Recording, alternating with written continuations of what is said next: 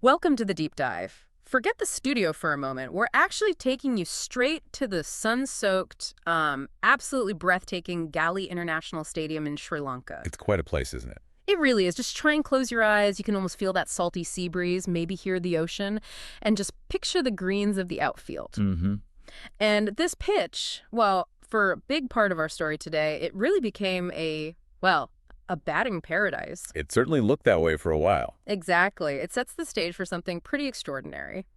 So today, we're about to embark on a deep dive into a really monumental cricketing spectacle, Bangladesh's first innings against Sri Lanka. Right, the opening test of the brand new 2025-27 World Test Championship cycle. That's the one. It's been, quite a ride already. Lots of fascinating twists and turns, and we've got all the layers to peel back for you. Yeah, our mission today, I suppose, is to really understand how Bangladesh managed to pile up that colossal score, 495 runs in their first innings. Colossal is the right word. It is. On the surface, it just looks like this relentless batting bonanza, right? But as we unpack it, you'll see it wasn't just about the runs. It was a real testament to resilience, some strategic partnerships. Definitely capitalizing on conditions, too. Absolutely. And yet, as so often happens in this game, this incredible effort, it just ended dramatically, suddenly. Leaving Sri Lanka facing a very, very steep uphill battle. Exactly. It just perfectly encapsulates how quickly fortunes can swing in cricket. It really shows those unexpected shifts that make Test cricket so gripping. Okay, let's dive into that opening act then, because it really did start with a bit of a jolt, didn't it? It did. Bangladesh won the toss, June 17th that was, and they elected to bat first. Looked like a masterstroke initially. Seemed like a straightforward call on what looked like a pretty flat deck. Yeah, but that seemingly straightforward decision, it turned precarious very quickly. Sri Lanka's pacers, especially Asitha Fernando, they wasted absolutely no time. No, they were getting the ball to talk, weren't they? Finding early movement, bit of precision. And Bangladesh just crumbled. They were only 45 for 3 by the 16th over. 45 for 3, ouch! Yeah. Animal Huq gone for 1, Shadman Islam for 13, and Maminal Huq for just 5. Sent back almost before they'd got their eye in. Quicker than you could say Galley Monsoon. Seriously, at that point, it genuinely looked like Bangladesh might just fold, like a cheap deck chair. You could imagine the Sri Lankan bowlers rubbing their hands together, couldn't you? Sensing a really quick collapse. Definitely. But that early wobble, as you said, it really was just the prelude to something else entirely. Something extraordinary. Right. Because then, onto the crease step, Najmul Hossain Shanto, the captain, and the seasoned veteran, Mushfiqur Rahim. And what unfolded then was, well, just remarkable. A 247-run partnership for the fourth wicket. Incredible stand. Shanto, he just looks so calm out there, almost like meditative, completely unperturbed by the early chaos. Yeah, methodical, finding gaps, rotating strike. Yeah. Very composed. And Mushfiqur. Well, he displayed that characteristic resilience we know so well. He wasn't just getting runs, he was absorbing pressure, leaving balls expertly. Waiting for his moments. His approach was as gritty, as unyielding as the sand on Galle's beaches, you could say. That's a good way to put it. This partnership, it didn't just steady the ship. No, it transformed it. From a sinking dinghy into a luxury cruise liner, just sailing smoothly. Huh.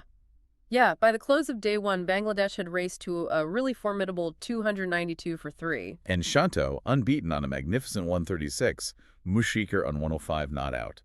By that point, the Sri Lankan bowlers looked utterly spent, like they'd been chasing shadows all day in that galley heat. It was a complete reversal of fortunes, wasn't it? All thanks to that amazing partnership. And day two, well, initially at least, it brought more of the same. A grand feast for the Bangladesh batsmen. They just carried on, didn't they? Treating the bowling like an endless buffet, just helping themselves. Shanto looked set for a double, maybe. He progressed to a fantastic 148. 15 elegant fours, a powerful 6, just 2 runs shy of a 150. Agonizingly close. But then Mushfiqur Rahim, Mushfiqur, he went on to score a majestic 163. And in doing so, became Bangladesh's highest test run scorer in Sri Lanka. That's quite a record. Testament to his consistency over here. Absolutely. He was just immovable, dispatching anything loose, frustrating the bowlers with that unwavering concentration. And the party didn't stop there. Litton Das joined in, adding his own stylish flair. A quick-fire 90. Yeah, another significant partnership. 149 runs for the fifth wicket with Mushfiqur. So at 458 for just 4 wickets, Bangladesh were absolutely dreaming of 600, weren't they? pushing for a huge first innings lead. Oh, definitely. You could almost hear the Sri Lankan bowlers thinking about a career change at that point. Huh.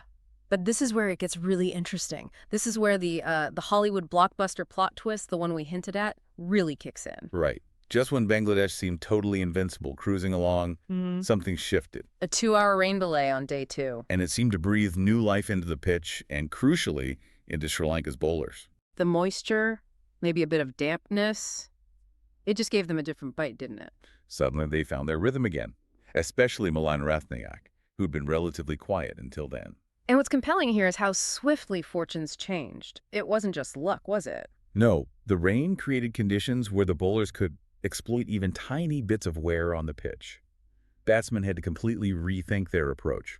And Bangladesh, maybe caught a bit off guard by that sudden change. They just lost their last 5 wickets for a mere 26 runs. 26 runs, tumbling dramatically from 458 for 4 to 495, all out in 153.4 overs. It was a collapse so dramatic you could call it the fall of the Tigers or something.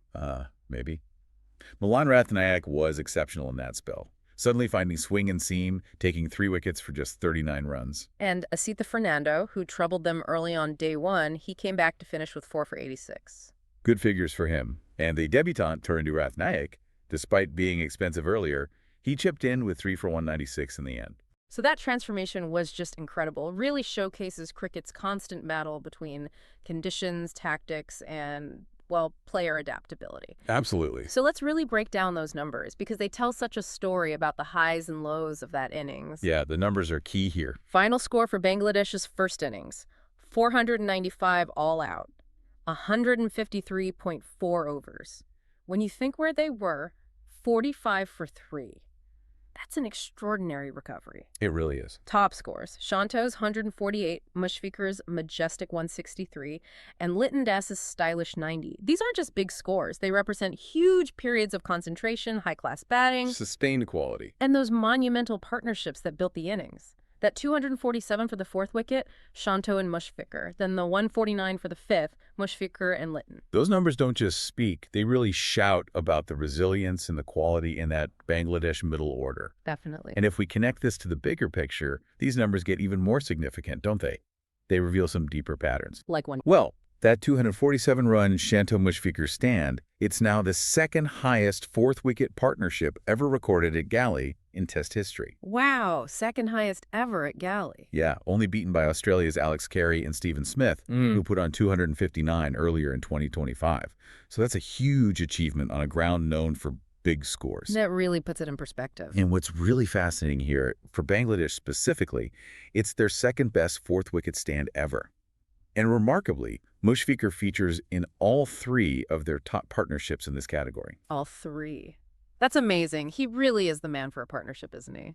He truly is. His recurring presence there isn't just about his individual talent, though. It says a lot about his role as that crucial anchor. He's not just scoring runs, he's often the calm, experienced head, guiding younger guys through pressure.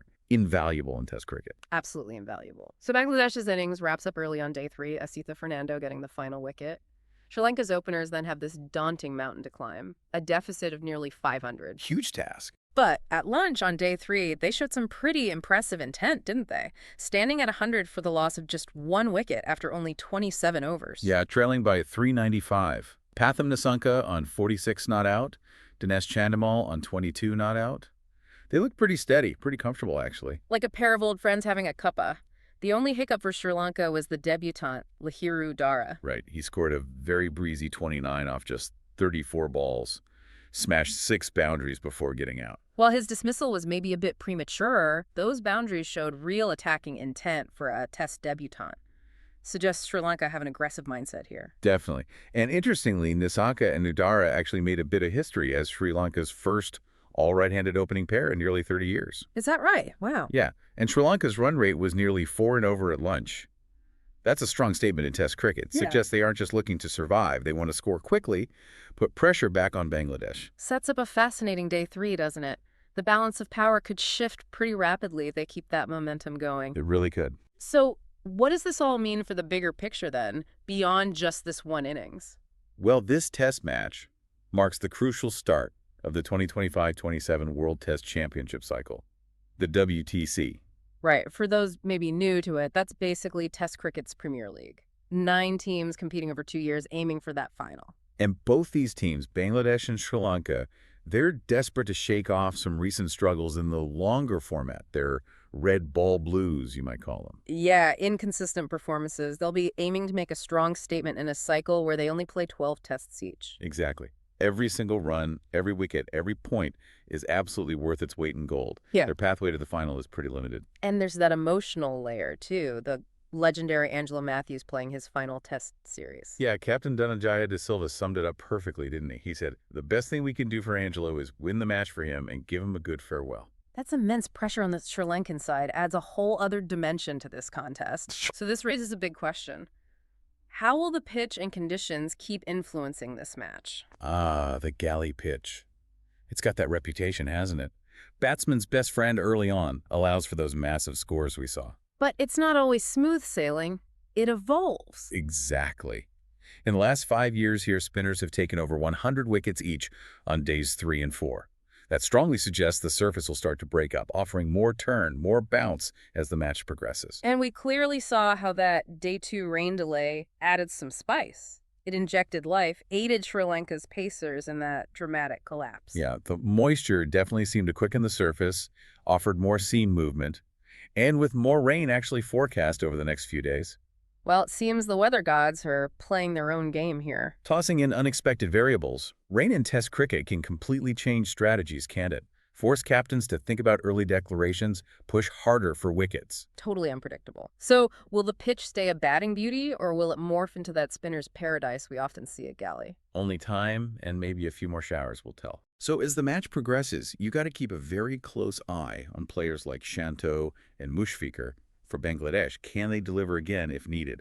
Or, maybe more importantly, can their bowlers replicate the batsman's resilience? Good point. And for Sri Lanka, Asitha Fernando, having got those key wickets, he'll be vital. And Dinesh Chandimal. Ah, yes, Chandimal. He averages an impressive 67.06 against Bangladesh in tests. Clearly loves scoring runs against them. That's a huge average. And let's not forget the debutant spinner, Milan Rathnayake. How will he develop his role as this pitch likely starts to turn? Lots of key players to watch. What an absolutely incredible opening to this test match. Bangladesh certainly made a resounding statement with that first innings total, showed they can dominate even in tricky conditions. They really did. But now the immediate challenge shifts completely to their bowlers, doesn't it? Can they match that batting prowess? Can they find the venom, the discipline their batsmen showed? Can they exploit these evolving pitch conditions? The contest is truly poised on a knife's edge as day 3 unfolds. Both teams know every session could be decisive now. Absolutely. So in a match already filled with such, dramatic shifts from that early collapse to the magnificent partnerships, then that sudden, almost inexplicable implosion, all set against the high emotional stakes of the WTC points, a legend's farewell. It's got everything. It really has. What does this deep dive into the Galle test truly reveal about the unpredictable, often humbling, but always captivating nature of cricket itself? Where, as we've seen so vividly today, the pitch doesn't just dictate play, it almost always seems to have the final word. What aspect of this incredible story stands out most to you, the listener?